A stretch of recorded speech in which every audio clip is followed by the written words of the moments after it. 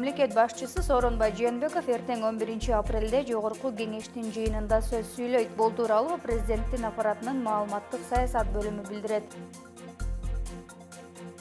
Кыргызстандын Америка Кошмо Штаттарындагы жана Канададагы элчиси Болот Отунбаев үстүбүздөгү жылдын 8 апрелинде АКШнын президенти Дональд Трампка ишеним грамоталарын тапшырды. Бул тууралуу элчиликтин расмий сайтында кабарланат. Элчинин айтуусу боюнча, бүгүнкү күндө кыргыз-америкалык өз ара аракеттенүүнү жаңы деңгээлге чыгарууга жана кызматташуунун жаңы барагын ачууга убакыт келип жетти. Ал эми Дональд Трамп өз кезегинде демократиялык баалуулуктарды колдоодо Кыргызстандын регионалдык лидер катары баса белгилеп, америкалык тарап эки өлкөнүн ортосундагы кызматташууну бекемдөөнүн үстүндө иш алып барууга даяр экендигин айтты. Кыргыз-тажик чегарасындагы абал туруктуу бойдон калууда. Мамлекеттик чегара кызматы билдиргендей, алар чегарадагы абалды көзөмөлдөп турушат. Чыр-чатак болуп кетпеши үчүн талаш тартыш учурлары чыгышы мүмкүн деген тилкелерде чегара кызматкерлери күчөтүлгөн тартипте иштеп жатат. Эл арасында түшүндүрүү иштери жүрүүдө. Чегара кызматкерлери Тажикстан менен болгон чегарадагы абалды көзөмөлдөп турушат деп айтылат маалыматта.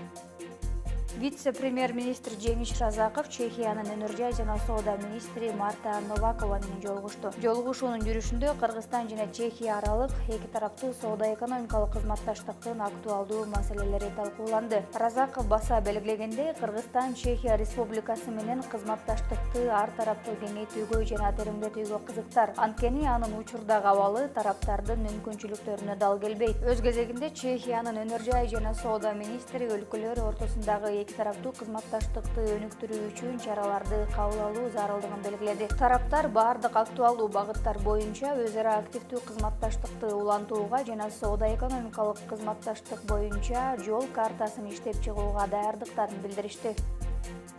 Мамлекеттик салык кызматынын маалымат борборуна салык салуу чөйрөсүнө тиешелүү актуалдуу маселелер боюнча кеңеш алуу үчүн жарандардан 25195 чалуулар түшкөн. Бул тууралуу ведомствонун басма сөз кызматы билдирет. Билдирүүгө ылайык, бул 2018 жылдын ушул мезгилине салыштырмалуу 3663 кайрылууга көп. Кайрылуулардын 90%дан ашыгы бирдиктүү салык декларациясын толтурууга жана тапшырууга, ошондой эле декларациялык кампания өтүп жаткандыгына байланыштуу салык төлөөчүнүн кабинети электрондук сервисине киргизүүгө мүмкүнчүлүк алууга байланыштуу маселелер болгон. Жарандар ошондой эле салык салуу боюнча башка маселелер менен дагы кайрылышкан.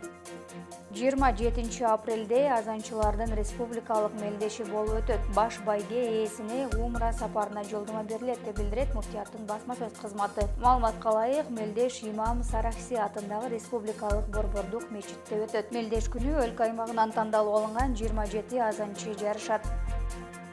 Баткендеги Айгүл таш мамлекеттик ботаникалык коргундагы айгүл гүлү гүлдөдү. Бул тууралуу айлана чөйрөнү коргоо жана Токой чарба мамлекеттик агенттигинен билдиришти. Айгүл гүлү Баткендеги Айгүл таш тоосунун беттеринде гана өсөт. Ал тоо Баткен шаарынан 17 чакырым алыстыкта жайгашкан. Жыл сайын апрель айынын башында айгүл алгачкы гүлдөрүн ачат. 12 апрелден тарта айгүл гүлүнүн баары гүлдөп баштап, ал 2 жумага гана созулат.